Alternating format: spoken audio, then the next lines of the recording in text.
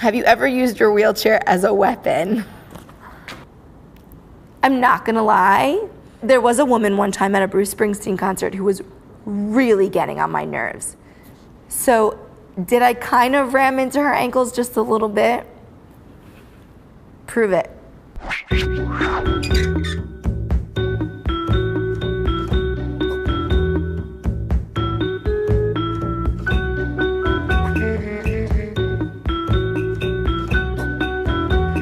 Hi, I'm Santina.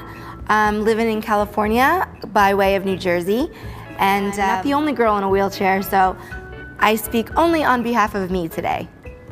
Does it feel like people are going out of their way to be nice to you? Sometimes. Yeah, I get that question. Sometimes it does. But I don't know, I'm from New Jersey, so I kind of have a good bullshit meter. Does it bug you when people ask if you need help with anything? No. It bugs me when I say no thank you and then they keep asking me like I can't handle it, or like I didn't understand the question, or like I couldn't possibly do it myself. But of course, if you think somebody needs help, or if you just want to be a nice person, like I am not here to discourage anybody from being a nice person. Would you rather people ignore the wheelchair? I mean, don't be delusional about it. Don't be like a weirdo. Don't ask me to like step right up, but also don't focus on it, you know what I mean? That's what life is all about, you guys, balance. Do you get upset when people ask you how you got into the wheelchair? I get upset when that's the first question people ask me because, I don't know, that's kind of personal. And also my story is a little tragic. So if I'm out at a bar or I'm out just like shopping and I'm like having a real feel-good day, don't harsh my mellow, stranger. How does it make you feel when someone says you're an inspiration? It depends.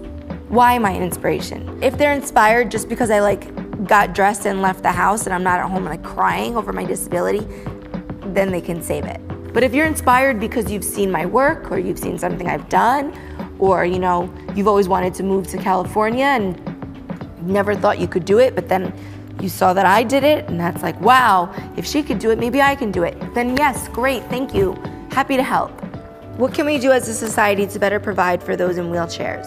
If people in wheelchairs had a little bit more representation on television and not just in the very special episode, I think that would be awesome. Is it particularly offensive when people stare at you? Yes, it is offensive when people stare. And there's a difference, by the way, between like I'm staring at you because you're in a wheelchair, or I'm staring at you because I think you look familiar, or I'm staring at you because I'm checking you out. There's like a difference, and I can tell. I think I don't feel as different as people sometimes make me feel. What advice would you give young women in wheelchairs in terms of what to expect when they get older?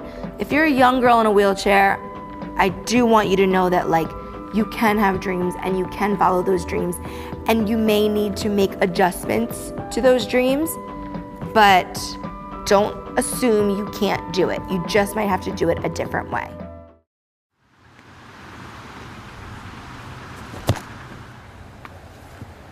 I wasn't ready.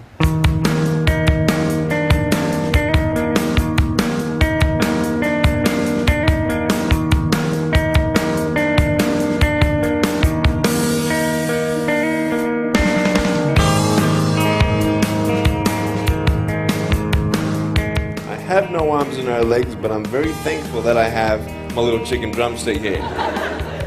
People freak out when they see me for the first time.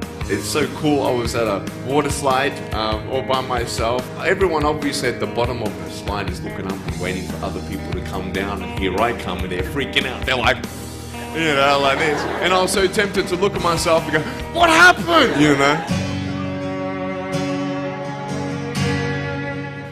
And there were times where I sort of looked at my life and thinking, well, I can't do this and I can't do that.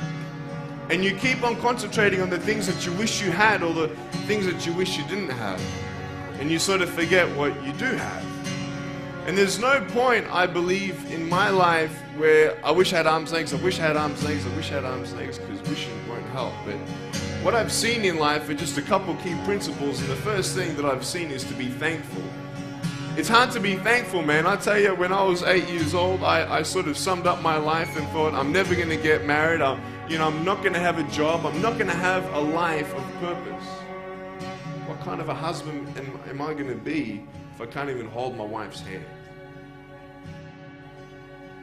It's a lie to think that you're not good enough. It's a lie to think that you're not worth anything.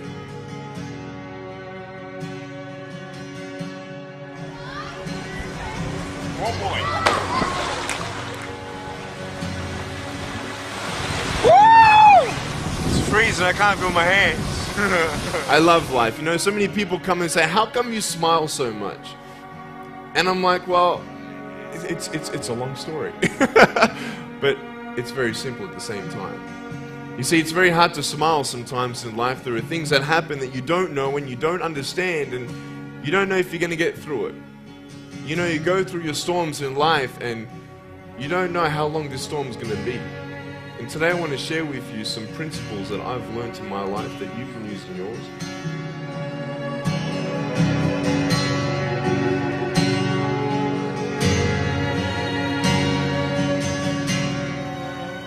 Being patient is beautiful. I tell you, it's the hardest thing.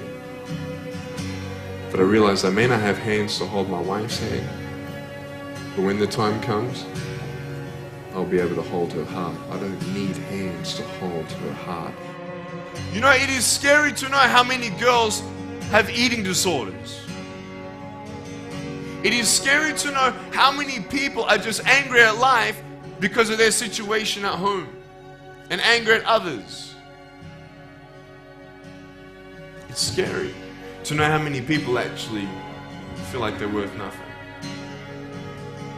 Every single girl right here, right now, I want you to know that you are beautiful. You are gorgeous just the way you are. And you boys, you're the man.